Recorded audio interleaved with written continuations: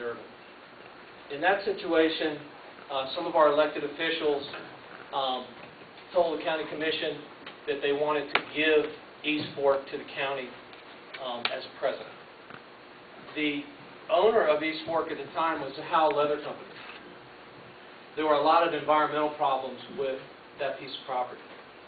But because it was a gift from Howell's Leather to Pocahontas County Commission and its taxpayers, because ultimately it's taxpayers that inherited this problem, not the county commission.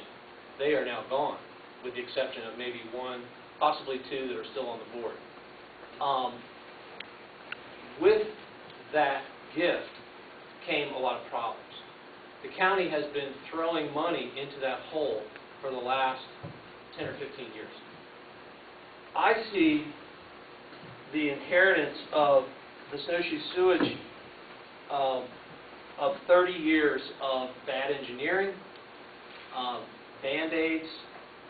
Who knows what's up there under the ground, really? I don't think anybody knows. I see that if, I understand that if the county accepts the sewage plant, that there's 0% money that's available for the ratepayers, because ultimately the ratepayers, like this gentleman said, are going to pay to build that plant and support it. And if that's the case, I would rather see the snowshoe sell the county.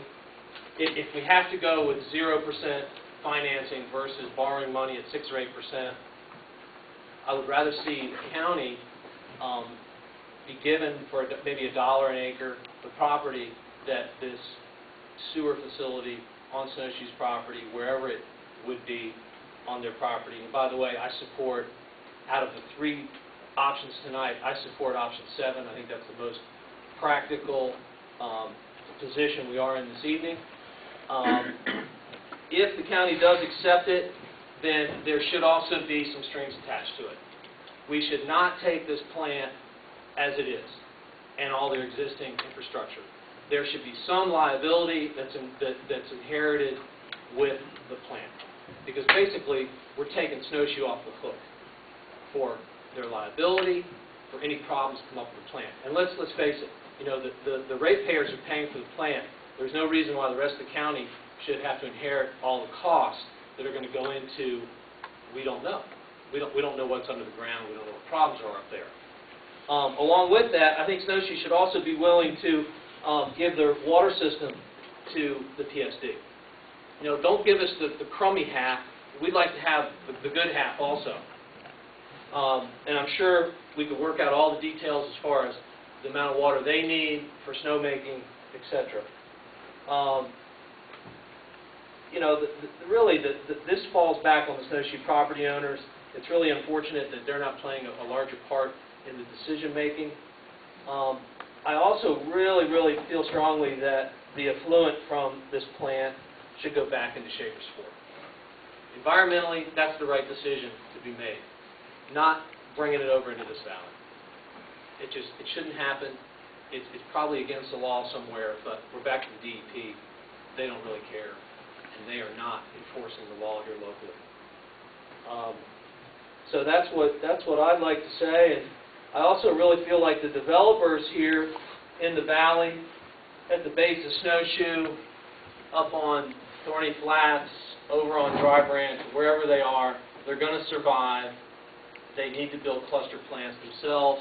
They'll end up passing that cost on to the investors of their projects. Everyone's still going to make a pile of money. They always do when it comes to development. But developers in this county and in this valley need to step up to the plate and pay their way. They should not be the burden of the taxpayers in this county. Thank you. Thanks, Mr. Willis. Gentleman back there, did you want to comment to follow up with what we were talking about earlier? Did you have anything else to say? I'm sorry, I don't know your name.